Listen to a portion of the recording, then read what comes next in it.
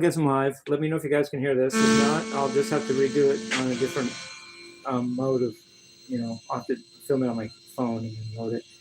But I thought I'd give live a try just in case it's not muted. I'd like to do a lesson that I gleaned from doing Top Jimmie by Van Halen. Taught me a couple things, or at least let me teach myself a couple of things. And I'd like to make a lesson out of it. So let me know if you guys can even hear this.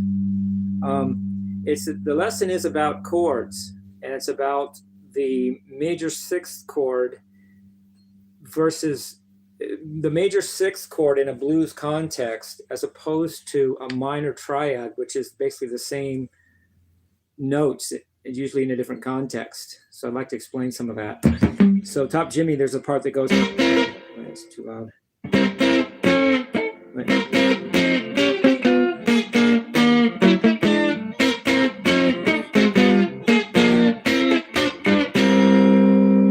So it got me thinking that this is a major triad here. This is a dominant seventh chord. And then, even though the song goes,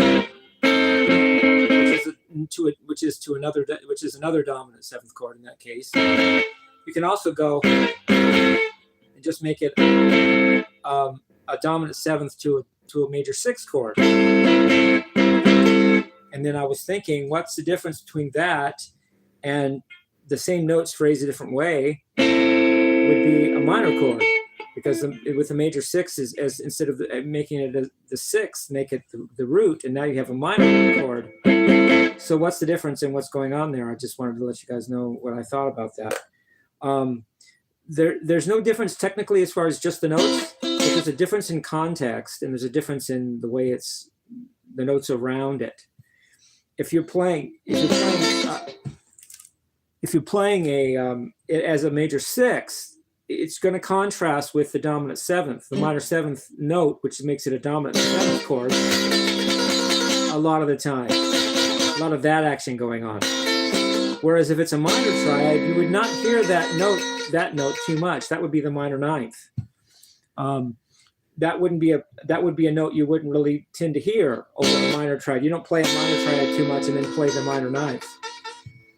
Usually that doesn't happen, and usually if a minor triad has a minor ninth, it's most likely a Phrygian, in which case it's likely going to be a Phrygian dominant, which makes it a major chord, which would have a minor ninth, which is a completely different sound altogether as well. So I just wanted to do a lesson on this little difference here, and a few other musical examples I want to mention.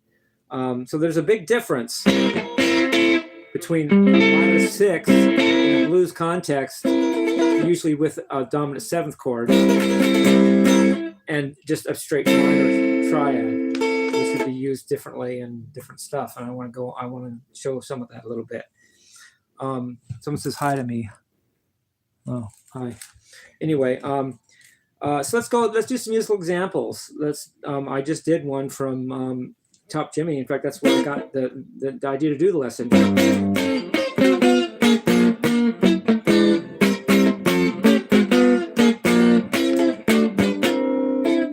Love that line. It's harder to play than it might sound.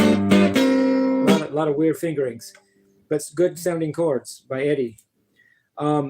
So let's do a Joe Satriani example for this first. In Satch Boogie, he goes, I have the clean tone on, so it might be loud.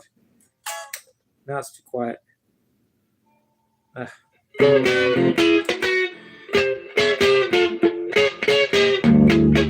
He does that line in Satch Boogie. Wait. It's basically, it's F sharp 6 to F6 to E6. Then the same thing phrased again, F sharp 6 to F6 to E6, because it's over an E root.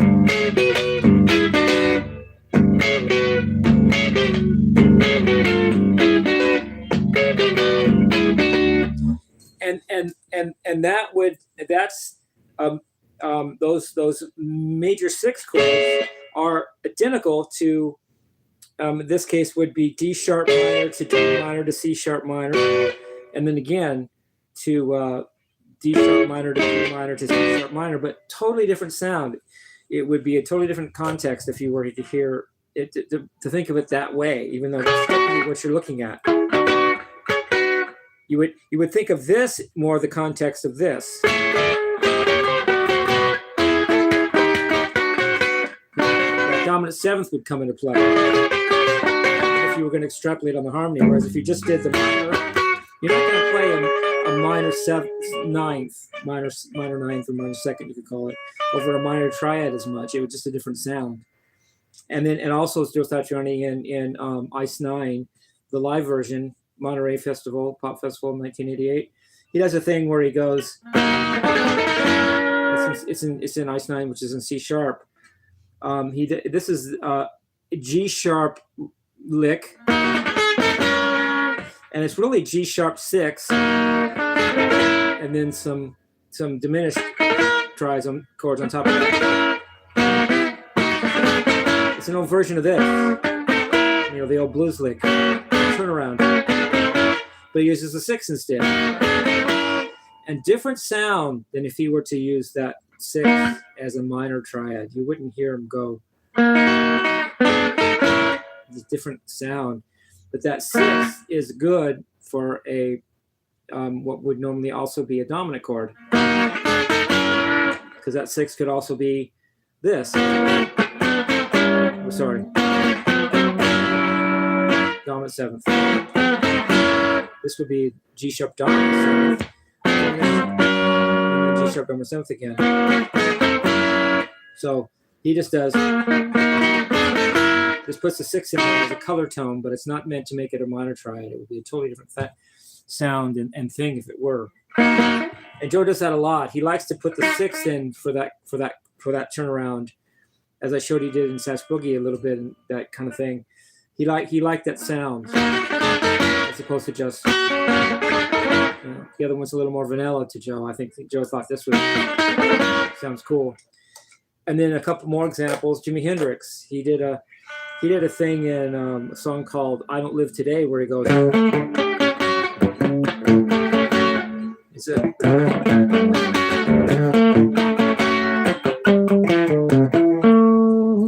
so he's doing a B. It's in the key of B, but it has a B7 to B6, major 6 chord progression, and that's different than it would be if you were thinking of it as the minor chord. Would there be a G sharp minor triad?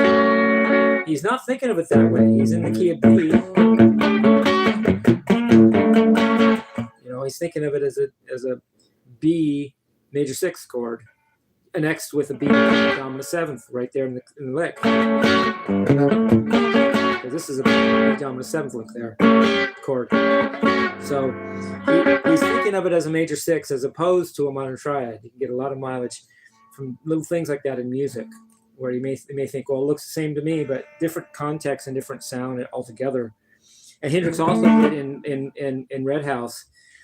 In the version he did at Woodstock, he does a lick, and it's in the key of B also, B blues. He goes, now it's not chords, but it's similar because the way he does that, it maps out these chords, which is a B6 to a B flat 6 to a A6 to an A6. But if you play it in a different way with notes instead of chords, it's like that. And that's taking the B chord of the blues he's in, and then going down to B flat 6 and then A6, chromatically down through. Whereas in Joe's version in Sass Boogie, it was up from up to a whole step to up a half step to the one. It was down, in other words. Whereas Jimmie's starts at the B and goes down, rather than up from the B and down to the B, but it's the same idea. And that's where it gets that lick.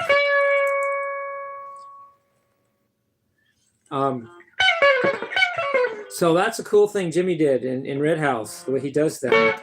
It's clever the way he does it. I think it's cool. Where he's really mapping out, and that would be totally different if it were G sharp minor to G minor to F sharp minor. Totally different thing, totally different, just a totally different scenario. But he uses instead of as a minor, he's using it as a major sixth in juxtaposition to or with a dominant seventh, because you could easily go like this. You could go like this as well. Hear that? Seventh chord, that minor seventh note, which would make it a dominant seventh, is available and easily heard in that context. Whereas you wouldn't hear that minor 9 sound if that were a G sharp minor. Different sound. So I just want to do a lesson on that. I did another take of Top Jimmie. Hope you guys like it. I just wanted to do another take because I think the song deserves another take. And also I just wanted to see if I could clean up a few things and do it a little better, even though it might not have been better. But it had its points. I cleaned up a few things about it and maybe messed up a few things, but it's another take. So at least it's on there. Anything else in this lesson? 2 Jimi Hendrix examples, 2 Joe Satriani examples. Love you guys. Peace, love, and rock and roll.